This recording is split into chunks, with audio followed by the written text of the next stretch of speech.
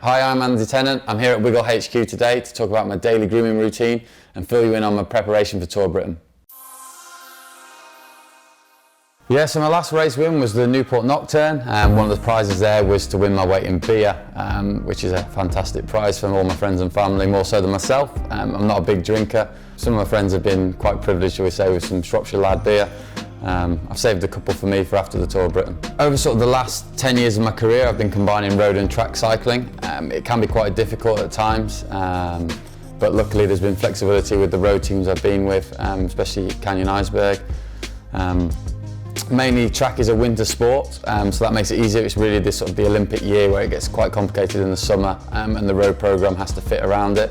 The two aspects complement each other quite well, I find, with the road giving you sort of a massive base of endurance, and then we're using the track for sort of the peak speed, and I think that transfers quite well onto the road. This is my first year with Canyon Eisberg. Obviously, coming into the team, we had a fantastic year last year, and I think we've probably trumped that this year.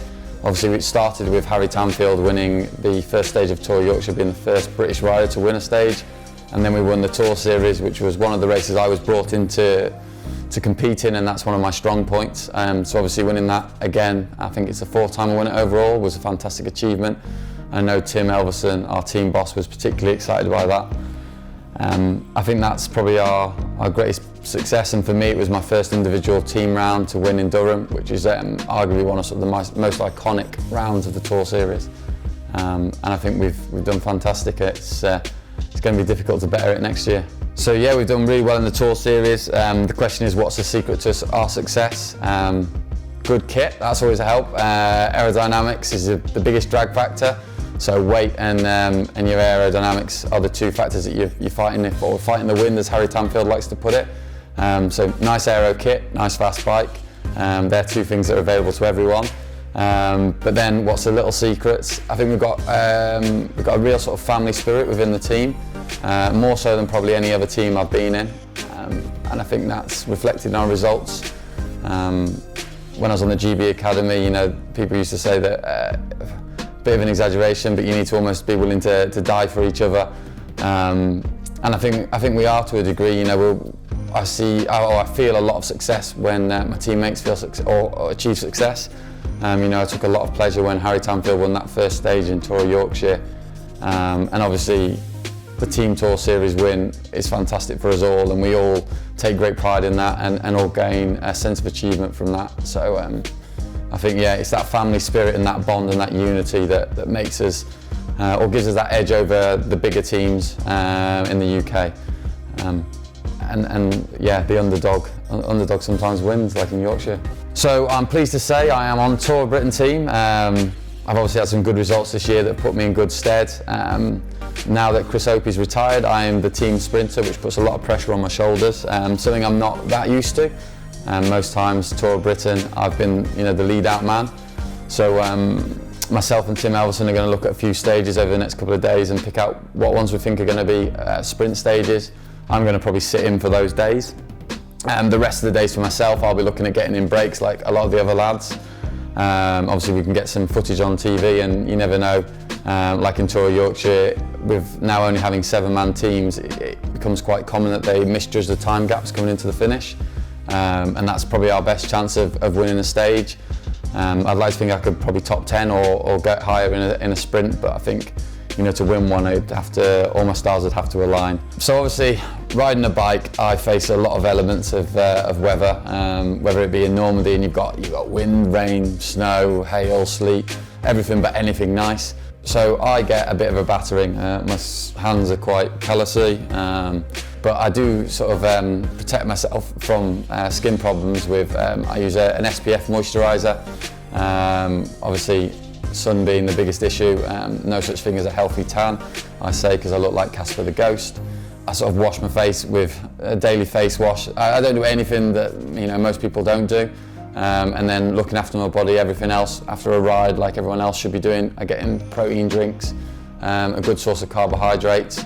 So I quite often just drink a sort of a whey-based protein drink and then have a banana. 40 minutes later, try and eat some solid food, good source of protein, carbs, vegetables. It's all really simple, really. There's no real complicated science about nutrition. You can make it really complicated, but it all comes back to the basics really. And I think that's the same with skincare. I think if you put the right fuel inside your body, you get a healthy body, healthy skin. So what skincare products do I use? So before racing, I always put sort of an SPF cream on.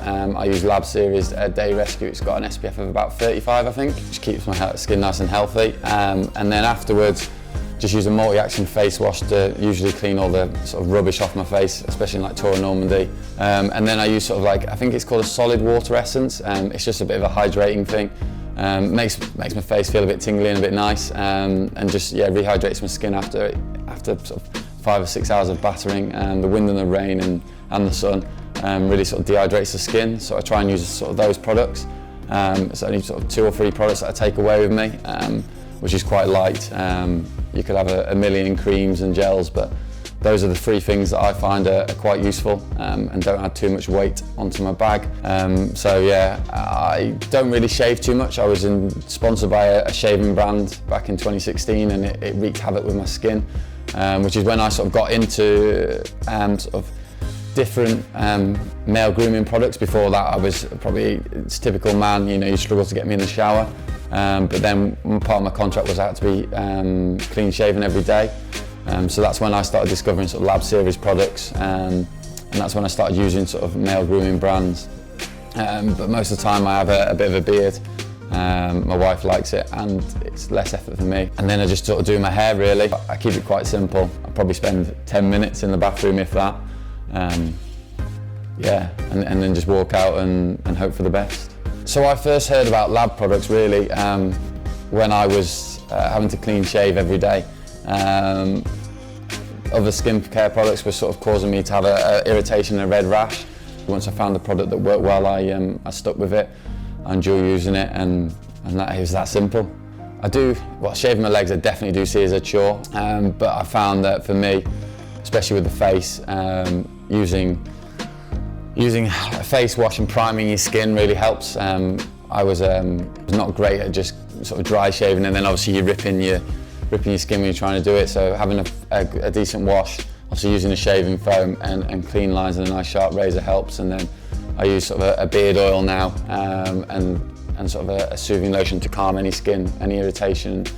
And luckily I've been quite lucky with that. When I'm out training and competing, there's probably 5 things that I need.